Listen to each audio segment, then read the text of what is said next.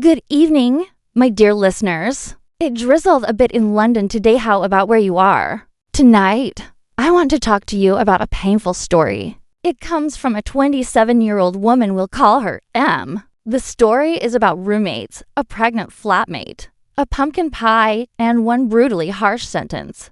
I don't care about your baby. M, 27, had been living a peaceful shared life with her 25-year-old roommate, E. Like many young women in big cities, they shared toilet paper, occasionally watched shows together, and stayed busy with their own lives. Until one day, E got pregnant. In itself, that should have been something to celebrate. But reality quickly revealed a less romantic side. E's boyfriend moved in. At first, it was still tolerable. He wasn't noisy, and E didn't act too outrageously. But as her belly grew, a subtle shift began. E started to act entitled. She began eating M's food, not once or twice, but so frequently that M had to confront her. And every time, E's response was like a universal pass. I have morning sickness. The baby wants to eat this? Do you really have the heart to argue with a pregnant woman? M endured it. Because she knew pregnancy was hard. She told herself it was a good deed. Until that night, M came back from the supermarket with a single-serving pumpkin pie, the kind that's small, meant for one person, the one she had been craving all day. She even wrote her name on the box with a marker and put it in the fridge. A few hours later, when she opened the fridge door, the sight froze her in place. E was standing there with a spoon, finishing off the entire pie. Not a slice, not most of it, but completely gone. Not even crumbs left at the bottom of the box. And the box with M written on it had been crushed and thrown into the trash. M said that in that moment, she heard something snap inside her head. It wasn't like she hadn't tried to communicate nicely. It wasn't like she hadn't shown empathy.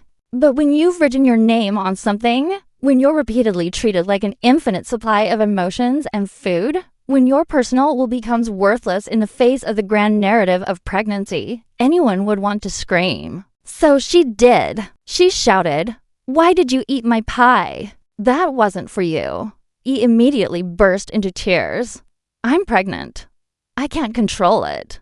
The baby wanted pumpkin pie. And then M said the unforgivable sentence. She roared, I don't give a damn about your stupid baby.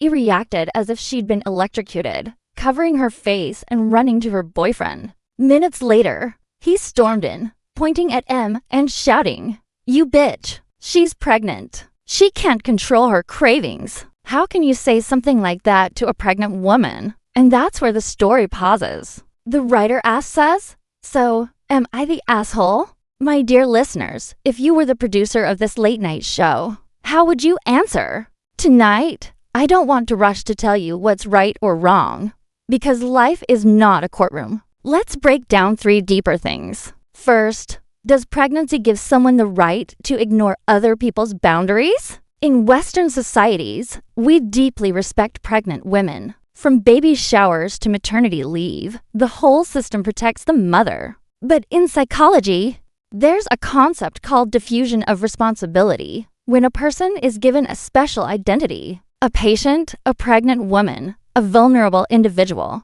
They may unconsciously lower their own standards of social responsibility. Is E's I can't control it true? Neuroscience shows that pregnancy hormones can indeed affect smell and taste, even trigger intense food cravings. But that does not equal no control over actions. She had hands to take the pie from the fridge. She absolutely had the ability to ask first, Can I have a bite of your pie? She didn't. Why? Because the identity of pregnant woman made her subconsciously feel you should give in to me. This is not pregnancy. This is emotional manipulation. Second, why do bystanders the boyfriend immediately side with the pregnant woman? The boyfriend calling M a bitch looks like protectiveness. But let's think calmly. Why didn't he go downstairs himself to buy a pumpkin pie? For his pregnant girlfriend? Why did M's personal food become an emergency supply?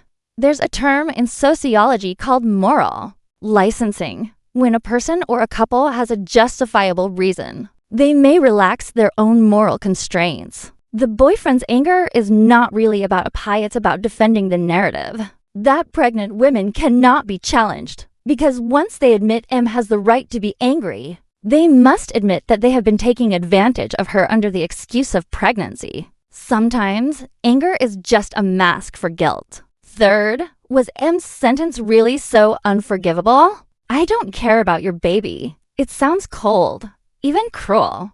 But listen to the subtext. What she was really saying was, I'm sick of you using your baby to hijack my life.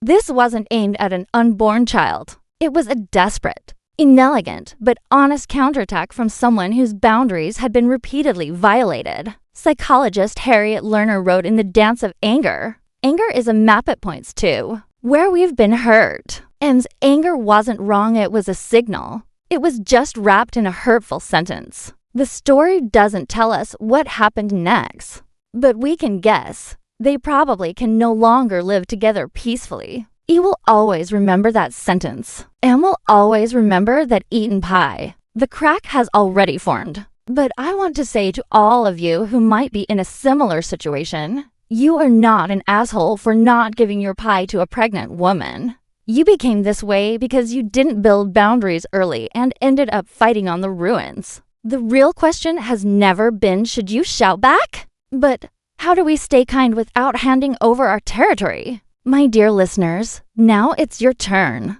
I want to ask you 3 questions.